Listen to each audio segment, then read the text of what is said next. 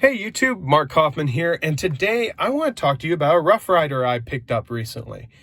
And to be honest, I haven't really been buying a lot of Rough Riders, or as Jersey Knife Guy calls them, Roughies.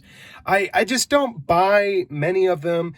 They're cheap, they're great, they're wonderful, but I just don't carry a traditional all that much. And I thought to myself, well, you know, they do make modern knives, so I thought, well, I'll just give it a try. So I ended up picking up the Rough Rider Bullfrog. So I'm going to zoom in just a little bit here. And this is the Rough Rider Bullfrog. This knife cost me $9. That's not including the shipping. I usually don't include that in the price.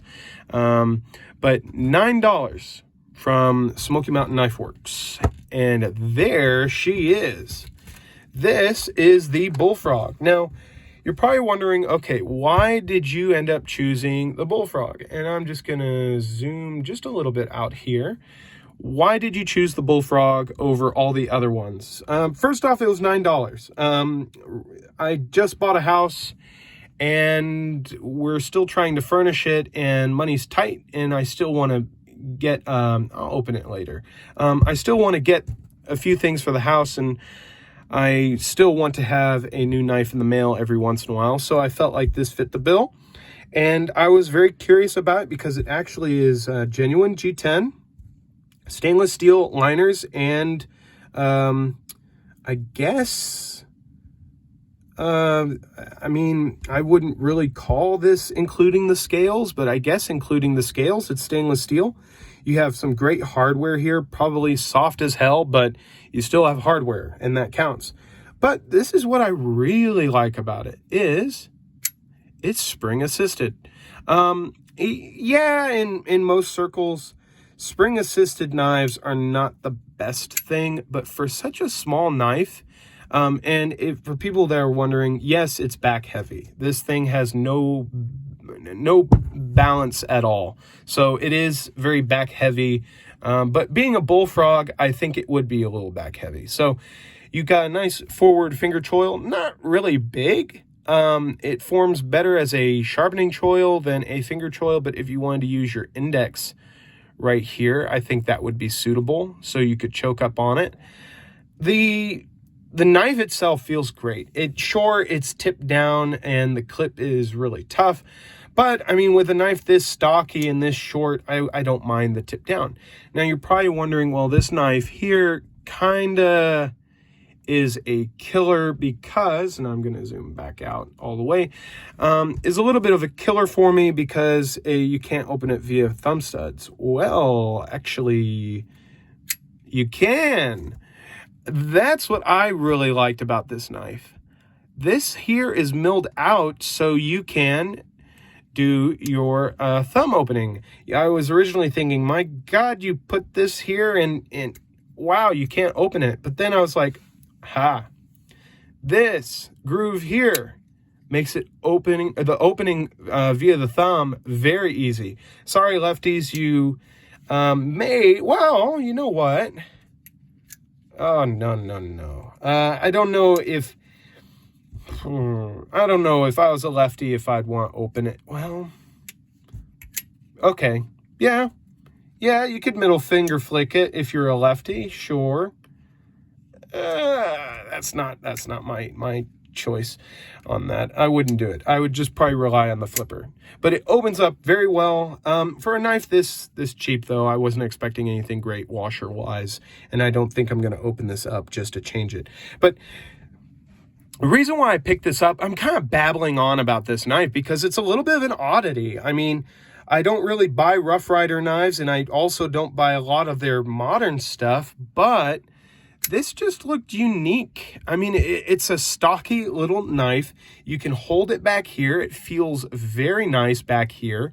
You can choke up on it. It feels great. I mean, really, I'm just surprised, and this is why I'm kind of just going all over the place. I'm surprised nobody has this. This knife is a very good knife for $10. I mean, essentially, you're paying $10. Now, the thing is this knife is probably not even using 440C. or 440A. I looked on Smoky Mountain Knife Works' website, and it just says stainless steel.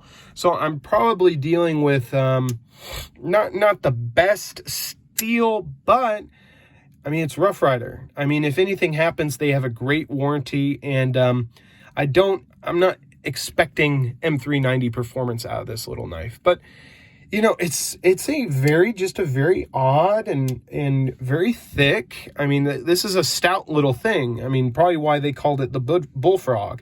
But I'm very happy with it. I'm just shocked nobody has done a review on this little knife. I mean, granted, Smoky Mountain Knife Works probably makes a ton of different Rough Riders. And this one probably just gets thrown under the bus and forgotten about, but I think it's great. I think it's really nice. And the box is kind of cool. I like the green. I like the frog. I like the box. For $9, they didn't really have to do a box. They could have just put it in a white, thin, flimsy box. So let's, real quick, let's just look at what let's just do a comparison, okay? So here is the Ontario Rattan #1. Let me get a few other knives. Just give me 1 second. Here, let me see. Let's get a few knives for comparison that are floating around here. So here is the Kershaw Oso Sweet compared to it, and the CRKT Pilar 3. And you can see that this is a stocky little blade, a very stocky little blade. Let me see if I've got another knife I can compare this to really quick that's maybe a little smaller. Sorry about this. The Kershaw Ember is smaller, a much smaller knife, but this is kind of in the middle, and I think it's great. I think it's a very nice little knife. Of course, it's going to be a chunky monkey in the pocket. It's not going to be the most discreet pocket carry. I mean, it's all steel. It's heavy. It's weighty. It's thick, but I think it's going to make a great utility knife in the office, and it's going to definitely be easy to find due to those scales. Let me put these away, and here we are. I'm so sorry. I'm back and forth in this video. I'm not usually like this, but I'm just really happy with it. It's not a knock out of the park kind of knife. I mean, there is, you know, small quality issues. You know, the top satin finish here is a little shoddy. The grind is, you know, well, just by the tip, you know, it's a little iffy. But other than that, I think it's really good. The screw here, I bet if you tried fiddling with it, you'd thread it. I would probably use a hex screw instead of a T8 screw for that. But I just think it's cool. I think it's cool. And they used a brass. I don't know if that was a choice, but they used a brass lanyard tube. I don't know. That could be like the frog's eye. I don't know. But yeah, it's a pretty cool knife.